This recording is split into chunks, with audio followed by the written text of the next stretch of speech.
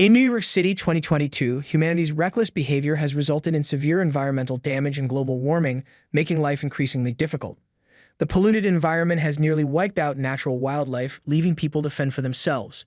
With natural food sources nearly depleted, the population relies on concentrated products from large corporations.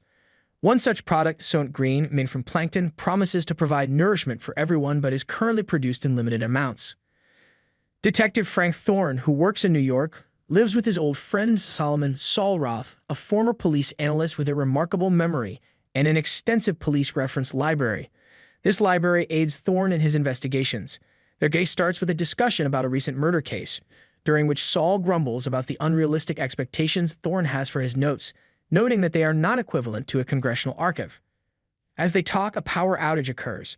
Saul reflects on the past when food was genuine and electricity was reliable, lamenting how humanity's damage to nature has led to widespread decay. Saul, who relies on a bicycle to generate energy for their apartment, sits while Thorne departs for work. Thorne steps over the bodies of homeless people sleeping on his building's staircase and navigates through streets choked with old cars.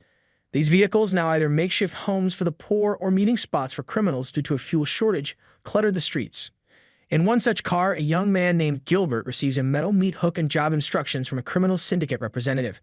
Meanwhile, in the apartment of the affluent William Simonson, his girlfriend Shirley enjoys a machine he gifted her. Shirley is delighted with this successful move and expresses her gratitude to her partner. However, the security guard, Fielding, arrives to remind her that it's time to leave.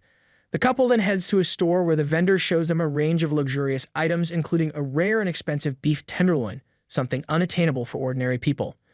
Meanwhile, Gilbert, armed with a metal hook, infiltrates the residential complex for the elite and makes his way to Simonson's apartment. Upon seeing Gilbert, Simonson remains unfazed, making no attempt to escape or call for security. Gilbert apologizes and explains that his employers can no longer trust Simonson to keep quiet. Simonson calmly agrees, accepting that what is about to happen is necessary. Gilbert then strikes Simonson on the head with a hook. Later, Detective Thorne arrives at the crime scene to investigate. He questions the caretaker, who claims the cameras malfunctioned, and leads Thorne to the apartment. Shirley greets Thorne, but he ignores her and examines the deceased body and the apartment for clues. Thorne finds and samples whiskey, beef, and other rare foods, relishing the opportunity to wash his hands in clean, warm water. He collects some documents, toiletries, and food from Simonson's bedroom into a separate bag. Shirley is upset, believing that if she had stayed, Simonson would still be alive. Fielding counters her beliefs, suggesting that she might have died as well. Thorne later interrogates Shirley, scrutinizing her hands and remaining skeptical about her sincerity. Shirley insists she wouldn't risk her job, explaining that she is treated like furniture in the apartment and will wait for the new tenant if he wishes to keep her. At this point, Thorne is notified of the sanitation crew's arrival. He instructs them to take Simonson to the dump, but the crew informs him that Simonson will be sent to the incineration plant instead. Shirley is upset by this, reminiscing about her grandmother's proper funeral. Thorne collects the bag of items and departs, returning to his apartment, where he steps over the bodies of homeless people and distributes gifts he hasn't seen in a long time: clean paper, soap, and pencils. He also examines a classified soylent report related to oceanography found in Simonson's apartment. Saul is thrilled to see vegetables and becomes emotional at the sight of the meat. The next day, Thorne heads to work, where his boss, Lieutenant Hatcher, is frustrated that the case remains unsolved. Thorne, however, is convinced that the murder was a contract killing. Nothing was stolen, there was no security, and the use of a meat hook suggests an attempt to stage a simple robbery. Thorne's first step is to investigate the bodyguard. He tracks him down to his girlfriend Marta's apartment. During his search, he notices a spoon with strawberry jam on the table, which he deems too luxurious for the bodyguard's girlfriend. Returning home, Thorne enjoys a meal prepared by Saul from the items he brought the day before, savoring long-forgotten tastes. Saul studies the soylent report and, through the books Thorne retrieved, learns about Simonson's background and his business partner, Santini, who is now the governor of New York.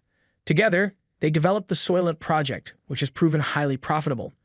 Thorne heads to a phone booth to update Lieutenant Hatcher with his findings, unaware that the person who provided Gilbert with the meat hook is in his office. Meanwhile, a party is being held in Simonson's apartment, organized by Shirley. Thorne arrives and demands answers to his questions. Shirley can't provide any specific details about Simonson as he hadn't confided in her. However, she does know about Santini because Simonson had introduced them. She mentions that Simonson had been acting unusually in recent months, appearing worried and even attending church. The couple retreats to the bedroom, but the building manager abruptly enters the hallway, treating the girls rudely. Thorne asserts that he had asked them to gather for questioning. The manager reluctantly backs off and the upset girls leave. Shirley invites Thorne to stay the night, enjoy a proper bath, and have breakfast, expressing her discomfort with being alone and her fondness for Thorne. Thorne accepts and they enjoy a shower together, relishing the luxuries unavailable to most people. Later, Thorne visits the church where Simonson had been attending. Outside, he finds a dead woman with a child tied to her hand. Realizing the mother can no longer care for her daughter, Thorne takes the child into the church, but it's overcrowded with people who have nowhere else to go. Thorne seeks out the priest to question him. The priest, overwhelmed by the sick and hungry flock, only recalls that Simonson had confessed something significant but doesn't remember the details.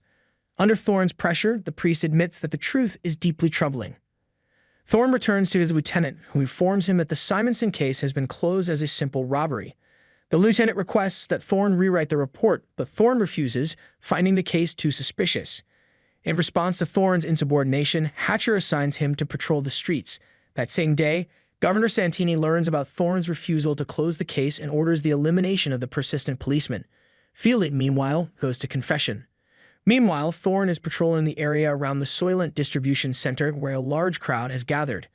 The supply of soylent runs out, leading to unrest and dissatisfaction among the people. The police, recognizing the escalating danger, attempt to control the situation, but a riot breaks out. Amid the chaos, the killer sent after Thorne tries to get close to him. Machines arrive to scoop people into truck beds for processing, and the killer fires shots but misses, accidentally killing a woman near Thorne. The riot intensifies, and the killer manages to wound Thorne in the leg while trying to reach him. Thorne tries to capture the killer, but the man is pushed under the scoop of a machine and dies, depriving Thorne of the chance to interrogate him and uncover the truth. Suspecting Fielding's involvement in a conspiracy against him, Thorne sets up an ambush in Marta's apartment. A confrontation ensues, during which Thorne accuses the bodyguard of killing Simonson and implicates the corporation in the attack. He warns the bodyguard to stop pursuing him or face severe consequences. Thorne then goes to Shirley for help.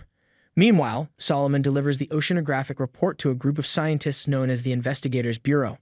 Shirley has just finished tending to Thorne's injuries and suggests they leave, but Thorne is disillusioned, seeing no escape from the pervasive hunger and the dying world. Shirley is upset about the new tenant moving in today, but Thorne believes she will manage to impress him. The scientists reveal the horrifying results of their research to Saul. Simonson, a member of the Soylent board, discovered disturbing truths about the corporation, which drove him to madness. The corporation, unable to trust Simonson to stay silent, had him eliminated. Before presenting their findings to the Supreme Council, they need more evidence. Saul, deeply shaken, decides to visit a place that will assist him in ending his life. Meanwhile, the new tenant moves into Simonson's apartment, meets Shirley, and finds her appealing. That evening, Saul goes to the designated place, leaving Thorne a note. Thorne rushes to find his friend, who is currently answering the manager's questions about his favorite color and music. Saul is then escorted to a private room where two young attendants help him undress. Saul is laid on a couch and classical music begins to play. On a large screen, images of nature, forests that no longer exist, extinct wildlife, and lost rivers are projected, showcasing the beauty of the ocean and the world as it once was. As Thorne arrives at the facility, he is guided to Saul's room, but the doors are locked and entry is impossible. Thorne can only watch through a viewing window as Saul experiences his final moments. Saul, moved by the scenes of lost beauty, notices Thorne and is comforted by the chance to say goodbye. He tells Thorne about his discovery and urges him to find the evidence and expose the truth. After Saul's death, Thorne follows the stretcher carrying his friend's body. He sneaks into the basement where bodies are loaded into large trucks and climbs onto one of them. The truck arrives at a processing center for human bodies, and Thorne watches as the bodies are unloaded and sent into the factories. He sneaks inside and finds a conveyor belt that lowers the bodies to a lower level. Tracking the process, Thorne discovers that Soylent Green is made from processed human bodies. Guards spot Thorne, and he is forced to fight his way out, killing several guards in the process. He escapes to the city and tries to contact his precinct, but the line is busy. Thorne then calls Shirley's apartment, asking her to stay with a new tenant and simply live. Finally, Hatcher responds to Thorne's calls, irritated by his actions. However, Thorne has no time to explain before he is attacked by the corporation's men, led by Fielding. Thorne, wounded, fires back at his attackers and makes his way to the church. Fielding, in pursuit, searches among the crowd filling the church, following the trail of blood. Thorne, however, confronts him first, leading to a fierce fight. People awake and scream in terror as Thorne manages to kill Fielding with a knife picked up from the floor. At this moment, Hatcher arrives. Thorne urgently tells him about his findings and urges him to inform the Bureau members that the ocean is dying and the plankton believed to be used in soylent green no longer exists. The truth is that soylent green is made from people, and the corporation is intentionally breeding humans like livestock. The lieutenant agrees to take the necessary actions. Paramedics arrive to take Thorne away, but he continues to shout that soylent green is made from people and pleads with Hatcher to stop it. The final scenes replay the haunting images shown to the dying Solomon Roth.